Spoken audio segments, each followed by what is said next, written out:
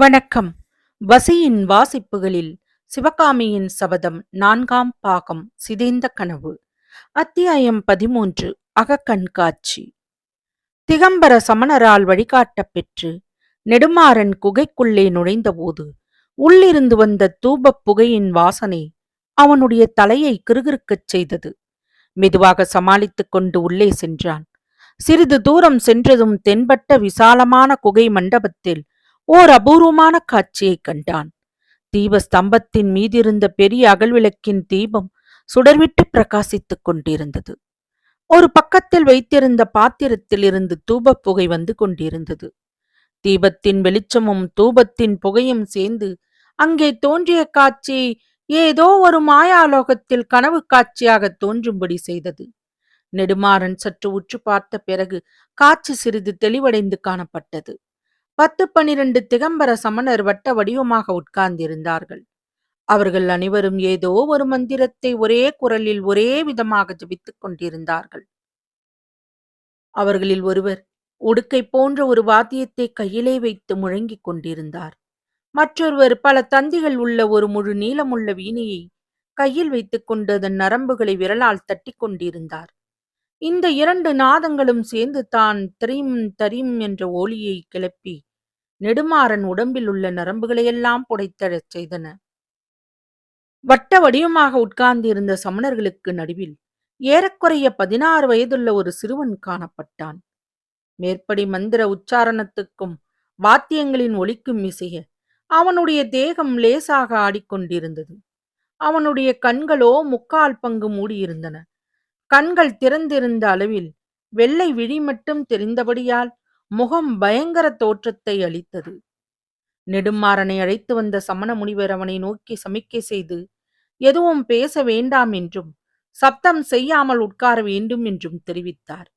நெடுமாறன் அவ்விதமே சப்தம் செய்யாமல் உட்கார்ந்திருந்தான். மந்திர உச்சாரணம், வாத்திய முழக்கம் ஆகியவற்றின் வேகம் வரவர அதிகரித்து வந்தது. திகம்பர மண்டலத்துக்கு மத்தியில் இருந்த சிறுவனுடைய உடம்பின் ஆட்டமும் விரைவாகிக் கொண்டு வந்தது.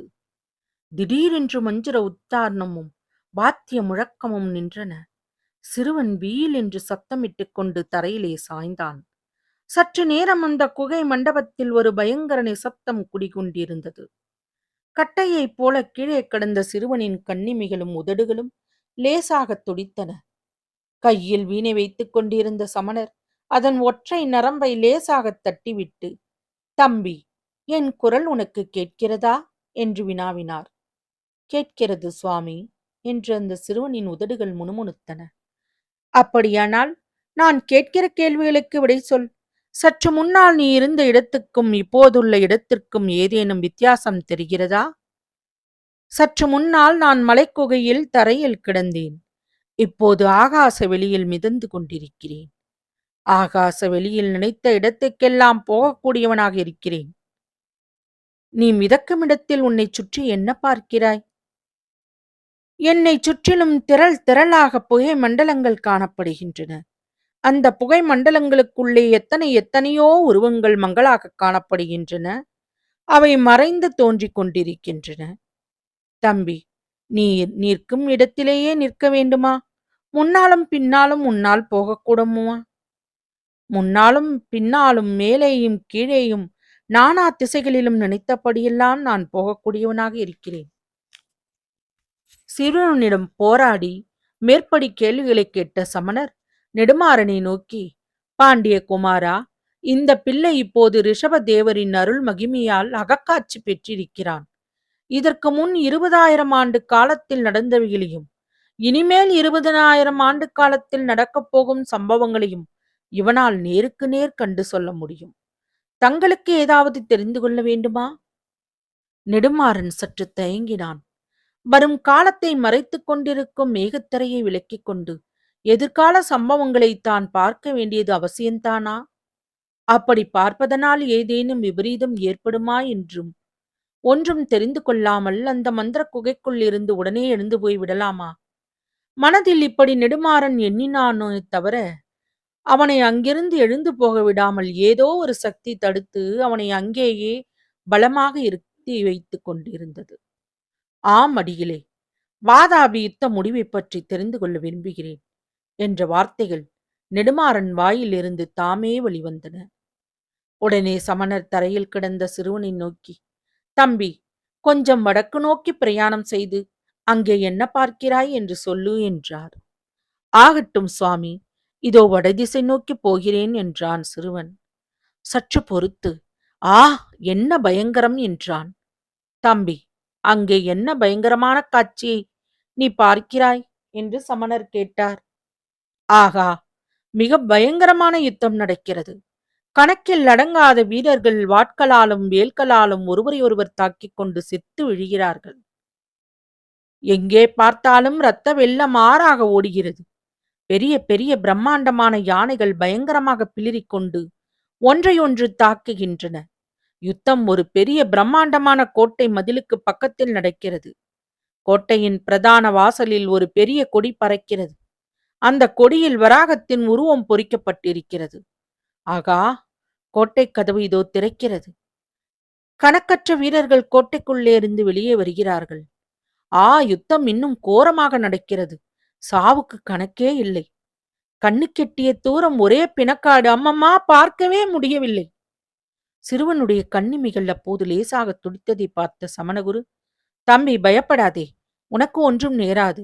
இன்னும் சற்று உற்றுப்பார். போர்க்களம் முழுவதும் பார்த்து மிகவும் நெருக்கமான சண்டை எங்கே நடக்கிறதென்று கவனி என்றார்.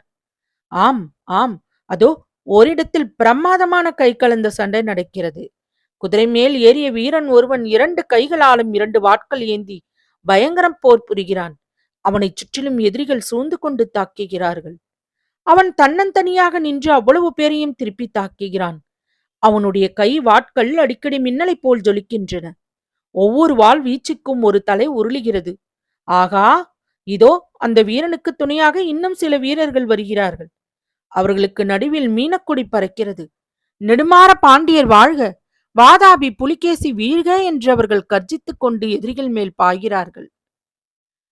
இப்படி அந்த சிறுவன் சொன்னபோது இதுவரை சிறிது அலட்சிய பாவத்துடனே கேட்டு வந்த நெடுமாறன் திடுக்கிட்டு நிமிர்ந்து உட்கார்ந்தான். மேலே என்ன நடக்கப் போகிறது என்று தெரிந்து கொள்வதில் அவனுக்கு அப்போது அளவில்லாத பரபரப்பு உண்டாயிற்று. மறுபடியும் சிறிது நேரம் சிறுவன் பேசாதிருந்தான். சமணகுரு மீண்டும் அவனை தூண்டினார். மேலே என்ன நடக்கிறது என்று நன்றாக பார்த்து கூறும்படி ஆங்காபித்தார். ஆகா, சண்டை முடிந்து விட்டது. எதிரிகள் எல்லோரும் செத்து விழுந்து விட்டார்கள். வெற்றியடைந்த வீரர்கள் அந்த சகாய சூரனை சூழ்ந்து கொண்டு மீன்கொடி வாழ்க, நெடுமாற பாண்டியர் நீடூழி வாழ்க என்று கோஷிக்கிறார்கள். ஆகா, அவர்களுடைய கோஷமும் ஜெயபேரிகைகளின் முழக்கமும் சேர்ந்து காது செவிடுபட செய்கின்றன. அதோ இன்னொரு வீரர் கும்பல் வருகிறது. அந்த கும்பலின் நடுவில் ஒரு ரதம் காணப்படுகிறது. ரதத்தின் மேல் ரிஷப கொடி பறக்கிறது. ரதத்தில் கம்பீர வடிவமுள்ள ஒருவர் வீற்றிருக்கிறார். அவருடைய முகத்தில் குரோதம் கொதித்துக் கொண்டிருக்கிறது. இந்த ரதத்தை சூழ்ந்து வரும் வீரர்கள் மாமல்ல சக்கரவர்த்தி வாழ்க என்று கோஷம் செய்கிறார்கள். ஆனால் அவர்களுடைய கோஷத்தில் அவ்வளவு சக்தி இல்லை. 2 கூட்டமும் சந்திக்கிறது. ரதத்தில் வந்தவரும் குதிரை மேலிருந்து வரும் ஒருவரையொருவர் பார்க்கிறார்கள். 2 பேரும் கீழே இறங்குகிறார்கள். சமீபத்தில் வருகிறார்கள். மீனக்கொடிக்குரிய வீரர் ரிஷபக்கொடிக்கு உரியவரை பார்த்து, மாமல்லரே, பகைவர்கள் ஒழிந்தார்கள். புலிகேசி இறந்தான். வாதாபி கோட்டை நம் வசமாகிவிட்டது. இனிமேல் தங்கள் காரியம். நான் போக விடை கொடுங்கள் என்று கேட்கிறார். ஐயோ! ரிஷபக்கொடியாரின் முகத்தில் குரோதம் தாண்டவம் ஆடுகிறது. அவர், அடே பாண்டிய பதரே, எனக்கு வரவேண்டிய புகழையெல்லாம் நீ கொண்டு போய் விட்டாயல்லவா என்று சொல்லிக்கொண்டே உடைவாளை உருவுகிறார். மீனக்கொடியார், வேண்டாம் சக்கரவர்த்தி, வேண்டாம், நமக்குள் எதற்காகச் சண்டை என்கிறார். ரிஷபக்கொடியார் அதை கேட்காமல் உடைவாளை வீசுகிறார். ஐயையோ! கேட்டவர்களின் ரோமம் சிலிர்க்கச் செய்த வீல் சப்தத்துடன் இத்தனை நேரமும் தரையில் படுத்து கிடந்த சிறுவன் எழுந்து உட்கார்ந்தான். பீதியும் வெறிச்சியும் நிறைந்த கண்களை அகலமாக திறந்து சுற்றிலும் பார்த்து திருத்திருவென்று விழித்தான். நெடுமாற பாண்டியன் உடம்பு நடுங்கிக் கொண்டிருந்தது. சமண முனிவரை பார்த்து, அப்புறம் நடந்ததை தெரிந்து கொள்ள வேண்டாமா? முக்கியமான தருணத்தில் எழுந்து விட்டானே என்றான். இளவரசே, இன்றைக்கு இவ்வளவுதான். மறுபடி இன்றிரவு இவனை அகக்காட்சி காணும்படி செய்ய முடியாது. பிறகு நடந்ததை தெரிந்து கொள்ள விரும்பினால் நாளைக்கு தாங்கள் திரும்பவும் இவ்விடத்துக்கு வந்தாக வேண்டும் என்றார். தொடரும். வசியின் வாசிப்புகள சப்ஸ்கிரைப் பண்ணுங்க. லைக் பண்ணுங்க, ஷேர் பண்ணுங்க. உங்க கருத்துக்கள கமெண்ட்ல பதிவு பண்ணுங்க. நன்றி.